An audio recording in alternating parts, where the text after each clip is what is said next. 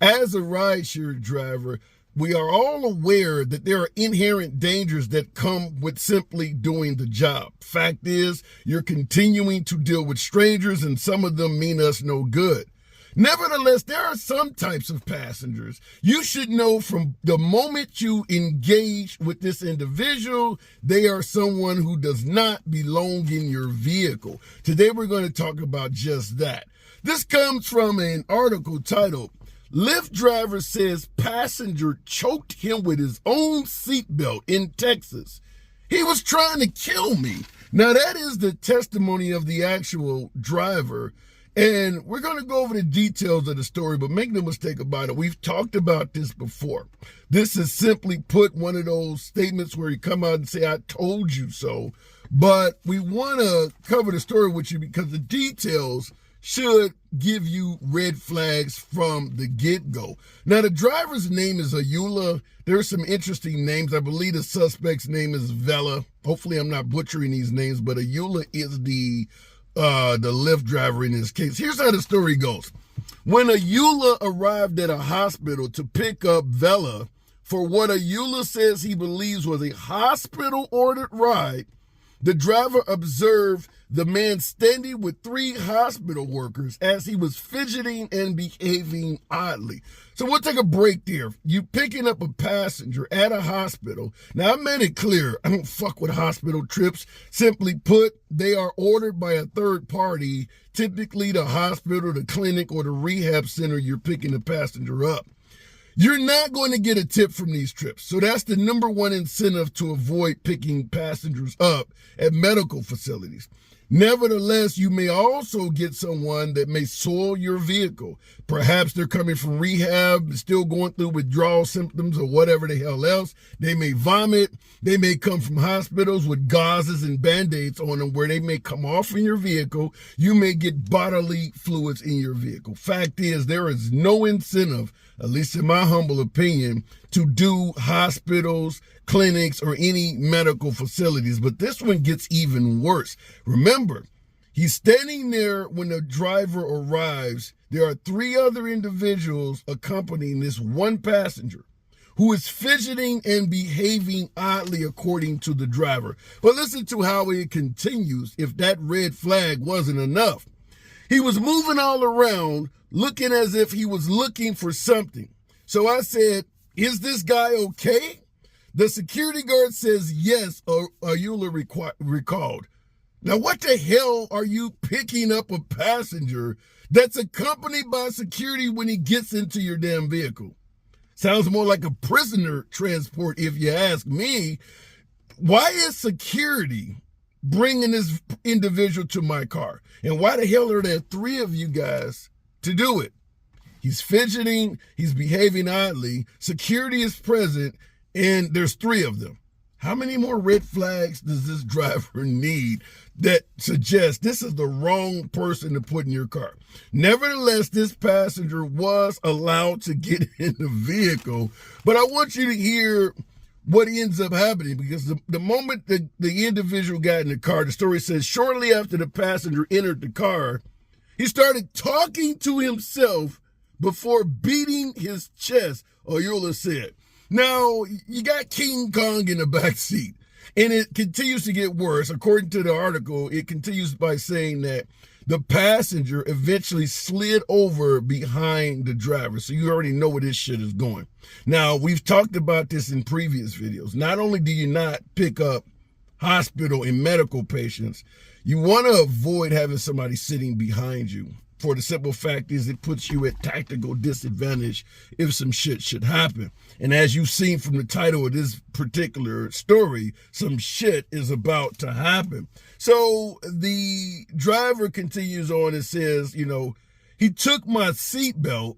Now he's driving down the road. He took my seatbelt, wrapped it around my neck, and started choking me. So the shit is on. Now he's driving the car on the highway.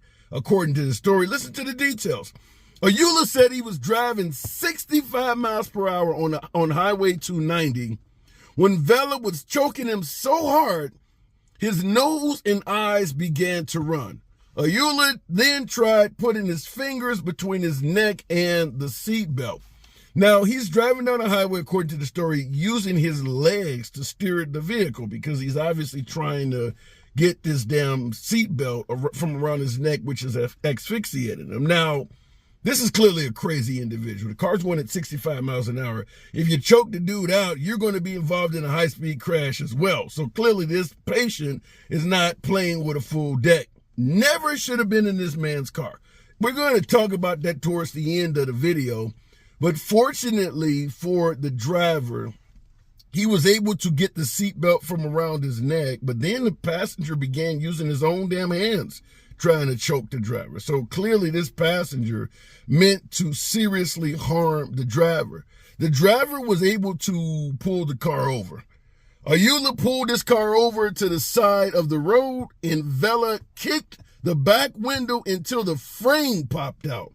Vela then kicked a dent into the back of the vehicle and popped open the trunk. Ayula said he believes his passenger was searching for a weapon. So they don't pull the car over. The passenger don't kick his damn way out of the back seat. Apparently got somehow, I don't know if he reached over the front seat, it doesn't say, but he popped open the driver's trunk. And the driver believes he's now in the back looking for a tire iron or something to continue beating this man's ass. Now, the driver was able to flee the scene, run to a nearby home, and plead with the homeowner to dial 911.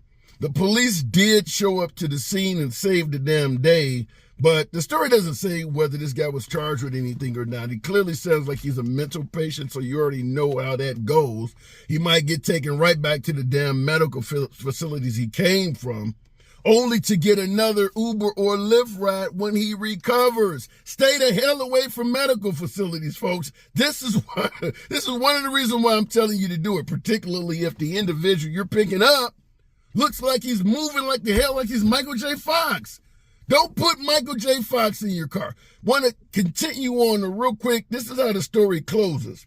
Ayula said he hopes rideshare services will closely review this incident and make some policy changes, particularly when drivers are sent to pick up a hospital-ordered patient. The hell they will. The management at Uber, the management at Lyft, don't give a damn about this story. They'll read this article on the way to work and toss the whole newspaper aside. This shit means nothing to them. This passenger, as I stated, likely to go back to a mental facility because it clearly sounds like he wasn't recovered yet. Spend some more days there and they'll call another Uber or Lyft to pick him up all over again. Now, if I'm that driver, sue the fucking hospital. Sue the fucking hospital. The fact is, you picked this guy up and security told you he was okay. So security put someone in your vehicle that had been in their facility that was not ready to leave their facility. I would also go after Uber, or better in this case, Lyft. I'm used to saying Uber because they're usually the ones that are fucking up, but this is Lyft. This is Lyft this time. So I would certainly go after Lyft as well. We shouldn't be dealing with hospital clinics and medical patients to begin with. Drivers have no training. Drivers don't know CPR. Drivers don't know how to recognize signs of mental illness.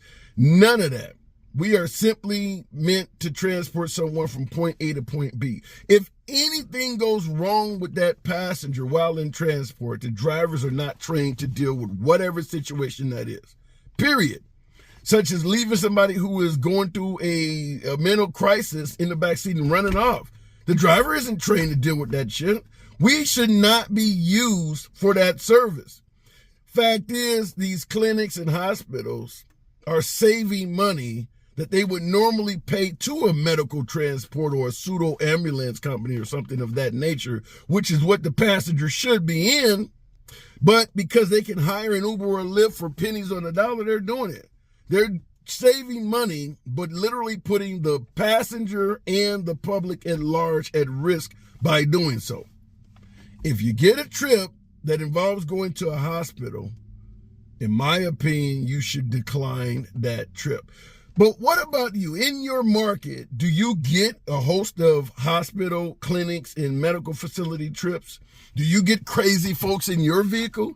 Have you had someone in your vehicle that simply began talking to themselves, and in this case, beating on their damn chest like they were King Kong? I think we've all had the over-talkative passenger. We certainly have all had drunks. Any type of mental inebriation can result in this, because the last story we did, the last video featured here, was an angry drunk. Once again, vomited in somebody's car, pulled out a pistol on the driver because he was upset the driver was mad. In this case, you just got a fucking loony bin. So, do you take hospital trips? I would ask you that. And I would probably add on, we're going to do a video in regards to the list of the types of passengers you should avoid in your vehicle, because shit like this can happen. Students is another one. And we know Uber and Lyft have also went towards allowing young folks under 17 to hail vehicles by themselves. Avoid this shit, folks. That's all I can say. Avoid this. Keep your defensive tools on you as well. Mace, pepper spray, something to slice or poke wood up to, and including a firearm if you're comfortable, because this damn passenger should have been shot. It's your boy Tim. As always, smash that like button. Subscribe. See you in the next video. If you're not afraid of a gun, get one. Become proficient. Get a concealed firearms license and carry it. And if you need to shoot somebody, shoot them a lot.